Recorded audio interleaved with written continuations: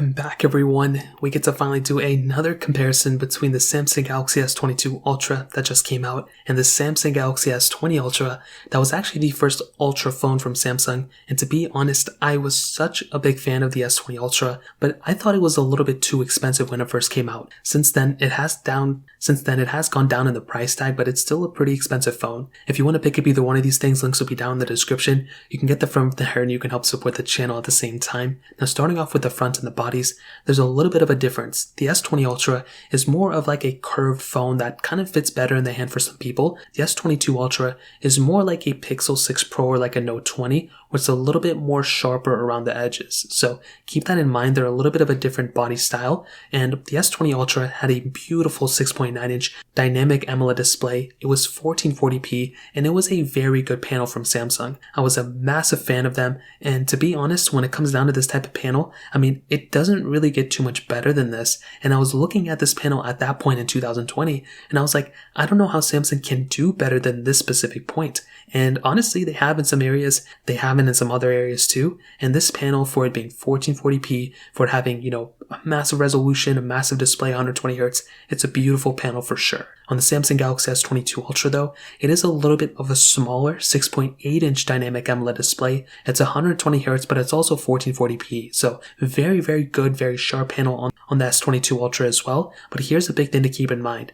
The S20 Ultra is a little bit longer, but a little bit slimmer along the sides, where the S22 Ultra is a little bit of a wider phone. So it really comes down to which way you want to go, but the S22 Ultra is probably a little bit better, but the S20 Ultra is a little bit more comfortable for some people. But I will tell you, for some reason, I like having the flat sides when I'm in, gaming and stuff. It kind of gives it a little bit better of a feeling in my opinion. And I do have USB Type-C ports on both on the bottom of these phones, but the S20 Ultra actually does have a microSD card slot, which is amazing. On the S22 Ultra, we don't have that capability, which is very weird. We're looking at a phone that's, a $1,200-$1,300 phone, but it doesn't have as many features as something like the S20 Ultra in some cases.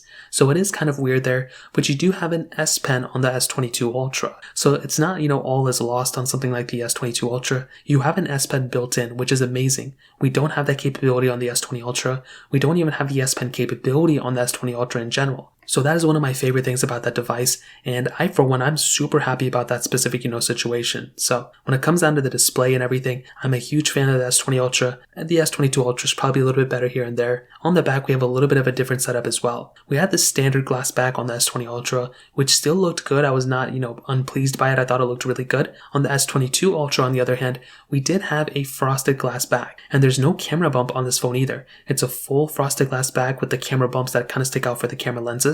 But the S20 Ultra had this full-on camera bump. They both have wireless charging, reverse wireless charging, both have IP certification, so they're both very, very good phones in terms of build quality and everything, but I may go towards something like the S22 Ultra. That may be the better phone for some people. Now in terms of the camera setups in general, we did have a little bit of a different camera setup between both. The Samsung Galaxy S20 Ultra had a 108 megapixel wide-angle lens, 48 megapixel periscope telephoto lens, a 12 megapixel ultra-wide sensor, and then a 0.3 megapixel depth lens, where the S22 Ultra has a 108 megapixel wide-angle lens, 10 megapixel periscope telephoto lens, a 10 megapixel telephoto lens, then a 12 megapixel ultra-wide sensor. So you are getting a little bit of a better camera setup with more features on something like the Galaxy S22 Ultra over the S20 Ultra. But here's the other thing. On the front, they're both kind of the same. 40 megapixel wide-angle lenses with 4K at 60 capability. Now we do have 8K capability on the back of both of these too. And in my opinion, when it comes down to both of these, you are getting pretty much the same exact setup in terms of the camera features and everything.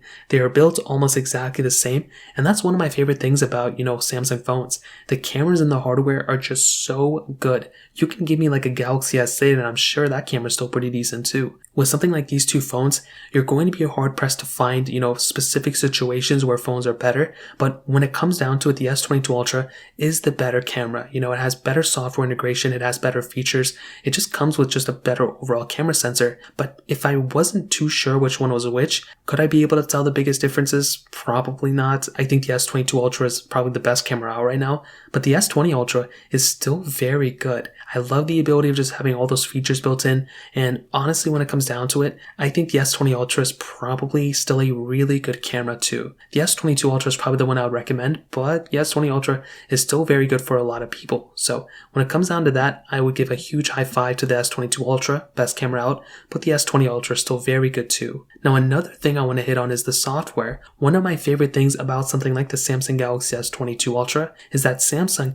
has actually increased the software longevity yet again. You are actually getting a longer supported phone from something like the Samsung Galaxy S22 Ultra than really any other Samsung Galaxy phone that Samsung's ever made, not including the other S22s. So with something like the Samsung Galaxy S22 Ultra, you are getting a very long software supported phone. You're getting a device that has so many, capabilities, so many features built in, and this is one of those devices that's going to be lasting for 4 years of full OS updates and then 5 years of security updates, and that's a very good thing from Samsung. I'm super happy they're putting those types of features into this type of phone. But another thing you have to keep in mind is that Samsung is really, going to be supporting the S20 Ultra for a little bit of time too. So it's not like that phone's going to be outdated, but definitely the S22 Ultra is the winner here when it comes down to software. Now in terms of the performance side of things, the S20 Ultra had that Qualcomm Snapdragon 865 chipset inside of it with a couple of different models of RAM. The base model had 12GB of RAM and the top tier model had 16GB of RAM. Now here's the craziest thing. The S22 Ultra on the other hand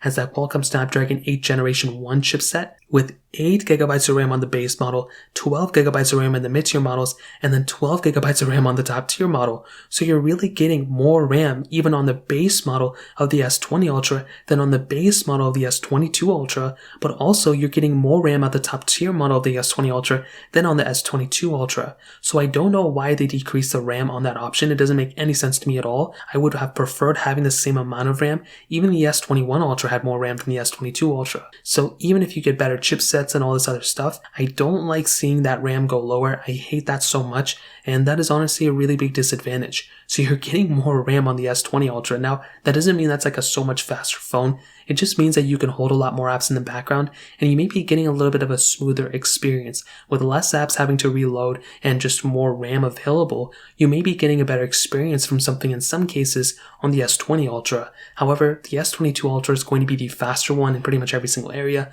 You're going to be getting really good performance from the S22 Ultra. If you're playing really intensive games or really doing anything with any of these phones, you're going to be getting a solid experience from both of them. So you're not really going to be picking up either one of these phones and feeling like they're extremely slow, and the 120Hz really does aid in that specific area as well. By not having to worry about the screen being so much, worse or anything like that, you're really going to be getting a solid experience from both of these, and that is one of my favorite things about these phones. They're very solid. I really don't have too much to complain about here, and when it comes down to it, something like the Galaxy S22 Ultra is the faster phone. It's the one I would recommend more people to buy, but the S20 Ultra is still a very, very good phone too, and I'm a huge fan of that specific phone as well. Now in terms of battery size, they both have 5,000 mAh, and really I'd probably say the S22 Ultra is going to be better, but they're probably going to be roughly around the same. They both have wireless and reverse wireless charging as well, like I mentioned, so very big benefits there too. So in terms of that covers it up there, and to be completely honest, both these phones are very good, but it's quite obvious I think the Samsung Galaxy S22 Ultra is the better phone, but it's not like better by like miles and miles, it's better because it's a newer phone.